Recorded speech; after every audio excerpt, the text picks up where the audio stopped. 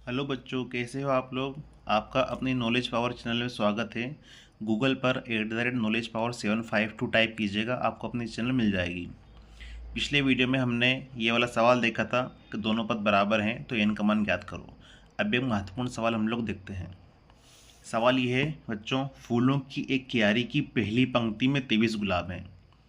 फूलों की एक क्यारी है ना, ये फूलों का एक बगीचा हो गया हमारे पास। अब इसकी पहली पंक्ति में, ये पहली पंक्ति यहाँ पर आ गई। पहली पंक्ति में कितने गुलाब हैं? 23। पहली पंक्ति में 23 गुलाब हैं, है ना, ये लिख लिया हमने। फिर बोला है दूसरी पंक्ति में 21 गुलाब के पौधे हैं। ये दूसरी पंक्ति आ गई। दूसरी पंक्ति में कितने पौधे हैं? 21। तीसरी पंक्ति, ये तीसरी पंक्ति आ गई। तीसरी पंक्ति में 19 गुलाब के पौधे हैं। तीसरी पंक्ति में 19 गुलाब के पौधे हैं, इत्यादि। ऐसे आगे तक जाती जा रही है ना। उसकी अंतिम पंक्ति में 5 गुलाब के पौधे हैं। ये अंतिम पंक्ति यहाँ आ जाती है। इसमें कितने गुलाब के पौधे हैं? 5। देखिए, प्रश्न में बोला है फूलों की एक क्यारी की पहली पंक्ति में, पहली पंक्ति में 23 गुलाब है। पहली पंक्ति में 23 गुलाब है। दूसरी पंक्ति में 21 गुलाब है। दूसरी पंक्ति में 21 गुलाब है। तीसरी पंक्ति में 19 गुलाब है। तीसरी पंक्ति में 19 गुलाब है, इत्यादि। ऐसे ही आगे तक कुछ पंक्ति में गुलाब है। उसकी अंतिम पंक्ति में 5 गुलाब है ना, ये अंतिम पद है। इस क्यारी में कुल कितनी पंक्तियां हैं? तो बेटा ये सवाल एक समांतर श्रेणी पर चला गया। जरा इस जो सीरीज बनी है हमारी, इसको देखो। सीरीज क्या बनी है? 23, 21, 19। हम अगर यहाँ पर देखें तो प्रथम पद ए आपका 23 है। सारवंत्र डी कितना है? द्वितीय पद माइनस प्रथम पद, तो डी बराबर है -2। देखो 23 के बाद 2 गया 21, फिर 19, फिर 17, फिर 15, इस प्रकार। तो ये क्या एक समांतर श्रेणी बन रही है बेटा। जैसे पहली पंक्ति में 23, दूसरे में 21, तीसरे में 19। यहाँ पर ए प्रथम पद 23 है, फिर 21 है, 2 का अंतर आ रहा है। 23 के बाद 21, 21 के बाद 19, 19 के बाद 17, फिर 15। इस प्रकार से आखिरी पद कह दिया इसने 5। उसने बोला है इस क्यारी में कुल कितनी पंक्तियां हैं, मतलब कुल कितने पद हैं। पहला पद, दूसरा पद, तीसरा पद, बीच में बहुत सारे पद होंगे, फिर आखिरी ये पांचवा है। पांचवा ये आपका अंतिम संख्या है ना। तो यहाँ हमने देखा a बराबर 23 और d बराबर -2। अब इस सवाल में क्या है, हमें निकालना है इस क्यारी में कुल कितनी पंक्तियां हैं, मतलब इस जो श्रेणी बन रही है इसमें पदों की संख्या हमें ज्ञात करनी है। l बराबर a plus n-1 into D. अंतिम पद का यही फॉर्मूला होता है। प्रश्न में अंतिम पद दिया है तो अंतिम पद वाला मैंने फॉर्मूला लगा दिया। l कितना है? 5। a कितना है? 23। n-1 और d कितना आया था? -2। 5 वैसा ही, 23 वैसा ही, -2 का n में गुणा करो, -2n। -2 का -1 में प्लस का 2। 5 वैसा ही, 23 और 2 25, माइनस का 2n, माइनस का 2n इधर आया, प्लस का 5 इधर आया, माइनस का। तो 2n बराबर 20। 2 से 20 को काट देंगे तो n बराबर 10। प्रश्न में क्या बोला था? प्रश्न को ये कितना आपको लग रहा है लेंदी है, पर सवाल ऐसा कुछ कठिन नहीं है। एक क्यारी है, पहली पंक्ति में 23 गुलाब थे, दूसरी पंक्ति में 21 गुलाब थे, तीसरी पंक्ति में 19 गुलाब थे और अंतिम पंक्ति में 5 गुलाब थे। अब ये एक श्रेणी बन गई बेटा, समांतर श्रेणी। आप देख सकते हो प्रथम पद 23 और d बराबर -2। अंतर देखो ना, 23 में 2 का अंतर, एक निश्चित संख्या का अंतर आ रहा है। निश्चित संख्या का जब अंतर आता है तो समांतर श्रेणी वो बन जाती है। 21 में से 2 गया 19, फिर 17, 15, इस प्रकार से पद आते जाएंगे। और अंतिम पद प्रश्न में क्या दिया है? 5। अंतिम पद जब दिया है प्रश्न में तो अंतिम पद वाला फॉर्मूला हम लगा देंगे। फॉर्मूला लगाया, l बराबर a plus n-1 into D. l कितना है आपके पास? 5। a कितना है आपके पास? 23। और d आपका अंतर होता है, तो हमने d अंतर निकाला -2। -2 का n में गुणा -2n, -2 का -1 में 2। 23 और 2 25, 2n वैसे ही, 2n इधर आया, प्लस का हो गया। 5 इधर आया माइनस हो गया, 25 माइनस 5 20, 2 से 20 को काट देंगे तो 10। तो n बराबर हमारा कितना आ गया 10, मतलब कुल मिला के 10 पद हैं।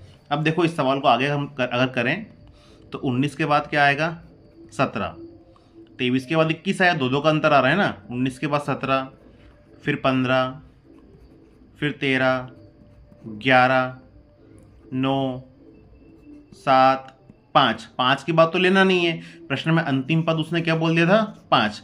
गिनो 1 2 3 4 5 6 7 8 9 10, टोटल कितने पद हो गए 10 पद हो गए। आप हम लोग ऑब्जेक्टिव अगर आता है तो हम ऐसे भी कर सकते थे, लेकिन हमें वहाँ पे एग्जाम में सोल्व करना पड़ेगा। अब n बराबर क्या गए हमारा 10, तो कुल मिला के 10 पद हो गए।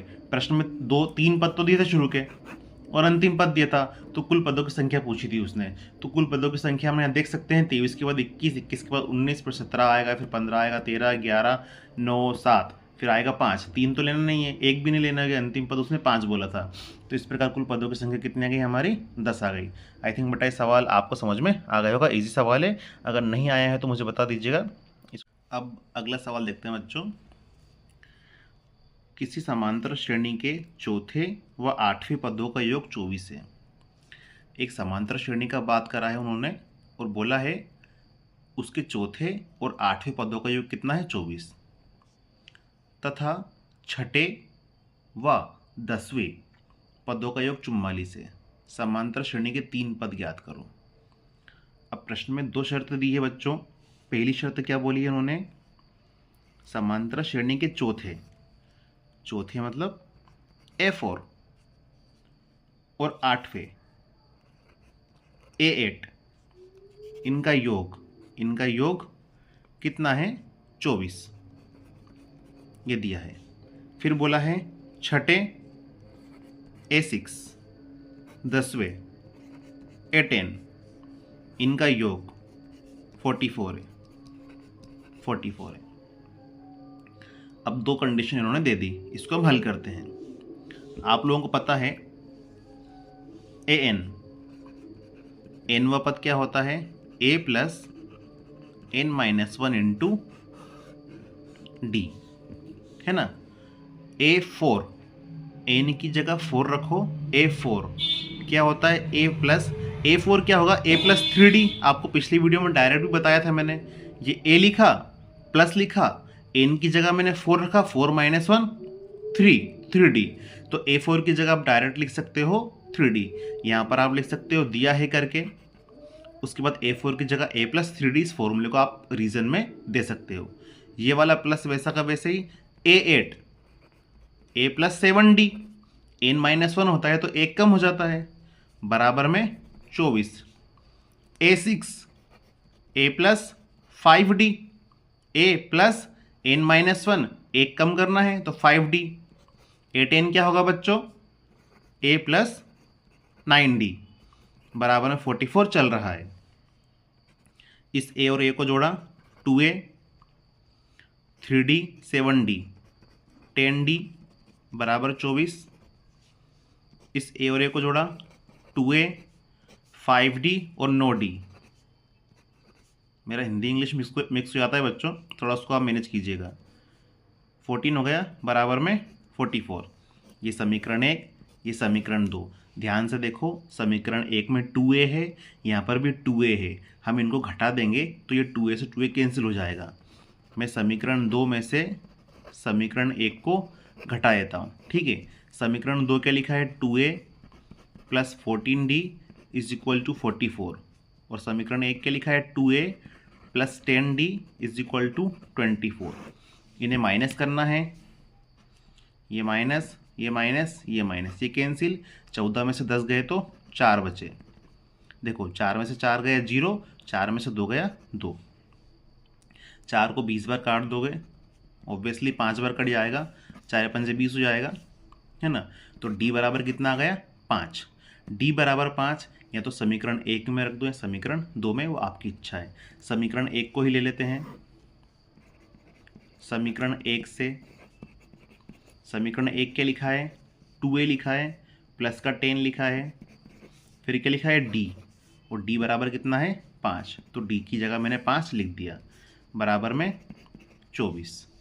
तो 2a 10 इंटू 5 ये हो गया आपका 50 बराबर 24। तो 2a बराबर 24 माइनस 50, तो 2a बराबर 50 में से 24 आएगा तो 26 माइनस का, तो a बराबर -13, 2 से काटेंगे, 2 को काटेंगे एक बार, 6 को काटेंगे 3 बार, तो a बराबर आ गया -13 और d बराबर आ गया 5। अब a क्या होता है? प्रथम पद। अब हम श्रेणी बनाएंगे, यहाँ पे सीरीज बनाएंगे, है ना। तो प्रथम पद, सबसे पहला पद तो मैंने 13 लिख दिया। अब अंतर है 5 का, 5 का अंतर इसमें करते जाएंगे, अगला पद 5 जोड़ते जाएंगे। तो -13 में 5 जोड़ो तो माइनस का 8, 5 जोड़ दिया। इस -8 में 5 जोड़ो माइनस का 3, इसमें 5 जोड़ो 2, इसमें 5 जोड़ो 7, 12, 17, 22, ऐसे आगे तक सीरीज बनती जाएगी। प्रश्न में बोला था इसके प्रथम 3 पद ज्ञात करो, तो प्रथम 3 पद तो आपके ये हो गए।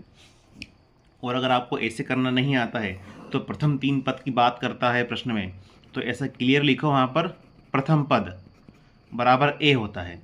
तो a बराबर क्या आ गया? -13। फिर आप लिखो द्वितीय पद, ऐसा लिखना उचित रहेगा।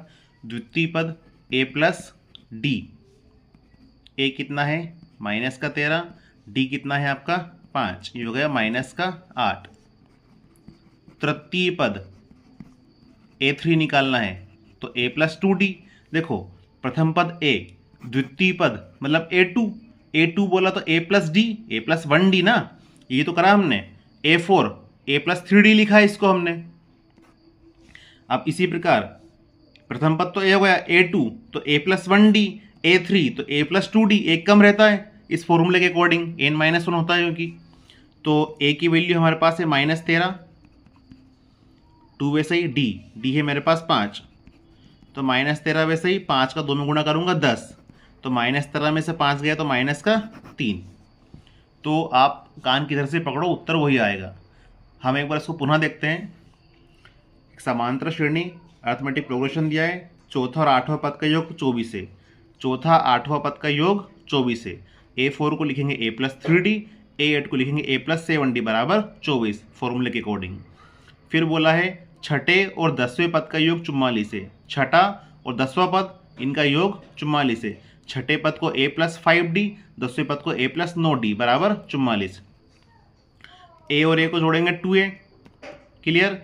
अब 3d और 7d को 10d, 24 वैसे ही, 5 और 9 14, 1 और 2 ये 2 समीकरण है, चाहे तो विलोपन से करो या प्रतिस्थापन से करो, a और d की वैल्यू निकालनी है। इनको हल करा तो d बराबर आया 5, a बराबर आया -13।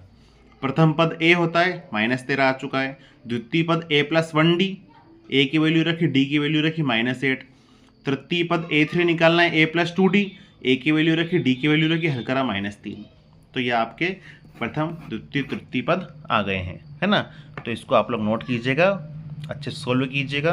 अब अगले वीडियो में सुब्बा राव वाला सवाल करेंगे बच्चों हम लोग, और सुब्बा राव रामकली वाला सवाल महत्वपूर्ण सवाल है, तो उन्हें अच्छे से आप देखिएगा।